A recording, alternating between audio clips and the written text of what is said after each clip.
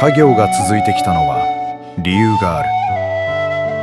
一つはこの海だ。メインはナサビ島っていう。広島は宮島の沖に広がる穏やかな瀬戸内の海だ。潮が流れるとこと流れんとこの同じ広島湾でもあるんやけど、今日潮が細いけ動かん潮だけ笑う。大潮の時は真横に船つかむ。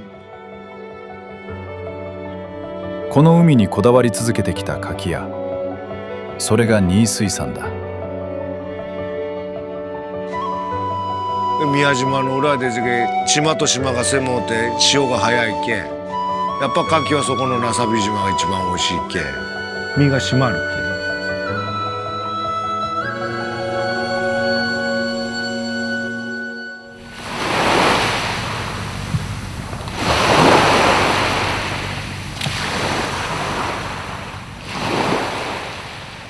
広島の牡蠣は瀬戸内海の干満差を利用して育てられる。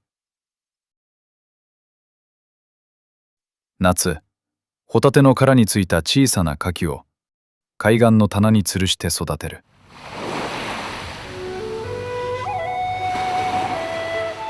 潮が満ちれば海に沈み、引けば空気にさらされる。その繰り返しが牡蠣を鍛える。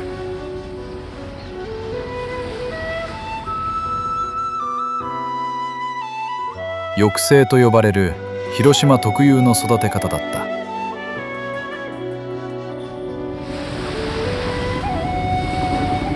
海岸の日比棚で太陽に当てたり水に浸かったりっていうのを1年間体感さしとって、その期間が短いのを抑制牡蠣っていうのね。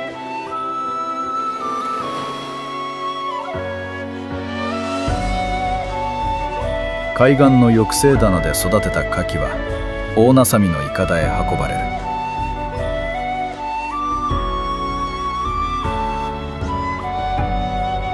鍛えて海に戻して、だからいっぺんにガッと大きくなるけ、期間が短くてもやっぱ牡蠣はそこのナサビ島が一番美味しい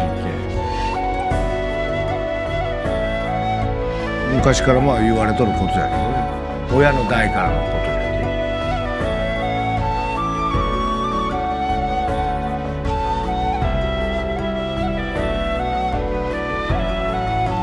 沖のいかだで潮の恵みを受け、牡蠣は味を深めてい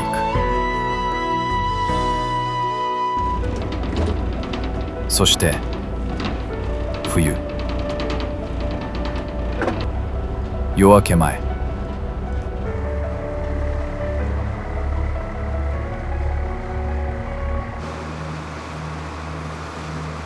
冷たい海の中で牡蠣は身を締める。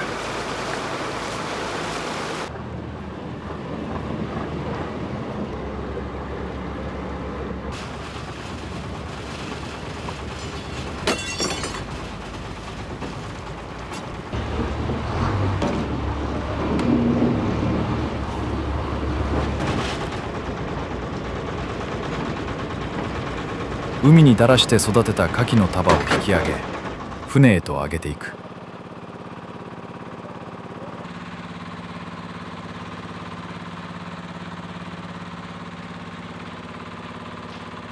一人がいかだで束をかけ、もう一人がそれを引き上げる。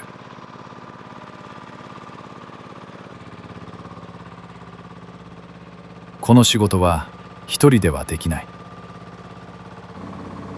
だからこの現場にはいつも二人の姿がある。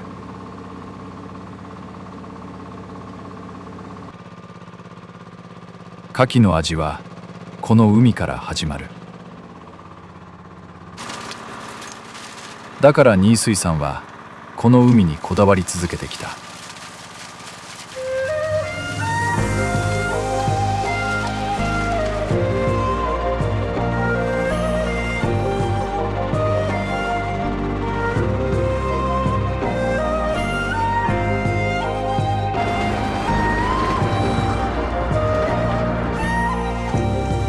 水揚げされた牡蠣は牡蠣市場へと運ばれる。すぐには出荷されない。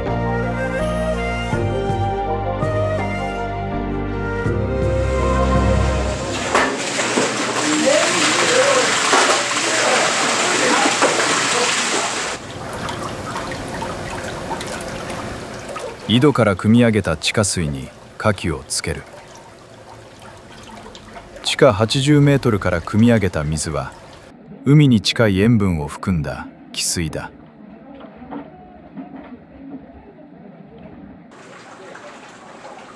すっごい綺麗ないい水がここの場所の下に流れとる。他の水でやったけいてうちの新水産の牡蠣の味は出よね。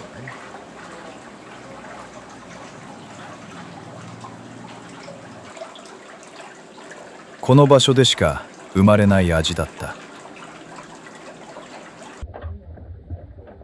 それは人の力だけでは作れない味だ。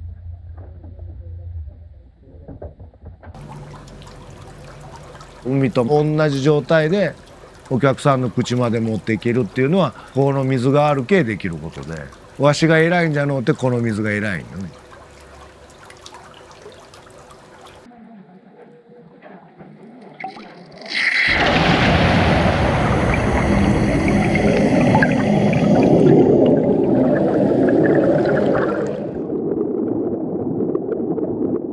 さらに水槽にはマイクロバブルと呼ばれる細かい気泡が送り込まれる。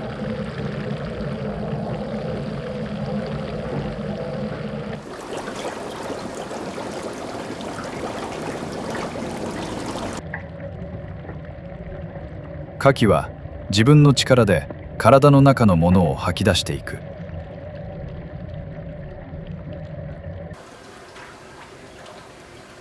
環境を整え甘みだけを残す。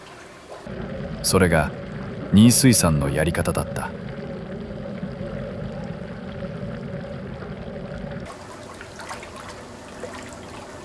やっぱり水の恩恵をたまたまわしが受け取るだけで、人間の力だけでこの味が出せるわけじゃなしに、いろんな条件が整ったけこの味が出せれるけ、新水産独自の味がね。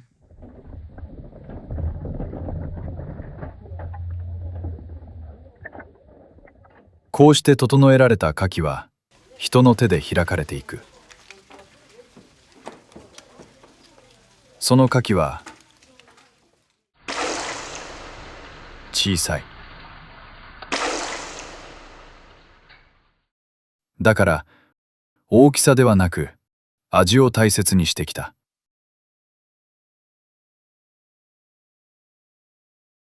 本来広島の真牡蠣っていうのは甘いんじゃん。甘いのに鮮度を落とすけその甘みが消されとるだけで、甘みだけ残すように鮮度を保ちゃ甘みだけ残るけ。その考えの原点には抑制牡蠣を育ててきた父の言葉があった。親父から言われとるのは、海に使っとる期間が短ければ短いほど牡蠣っていうのは美味しいんじゃって考えちゃったっけ。多くを語る人ではなかった。だがその教えは今も仕事の中に残っている。出荷前、牡蠣はもう一度水槽に移される。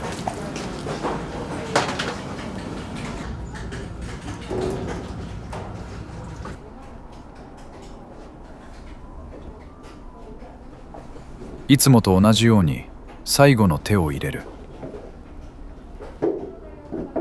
父から教わったやり方だった。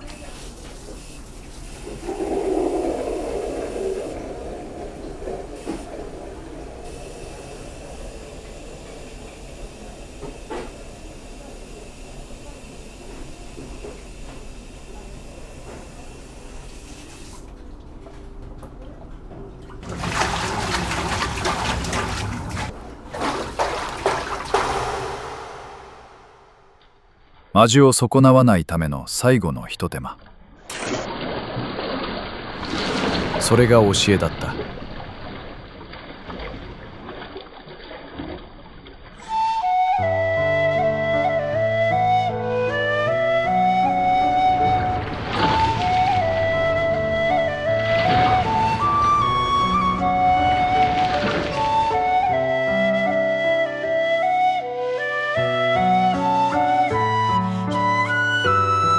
それが新水産の流儀だった。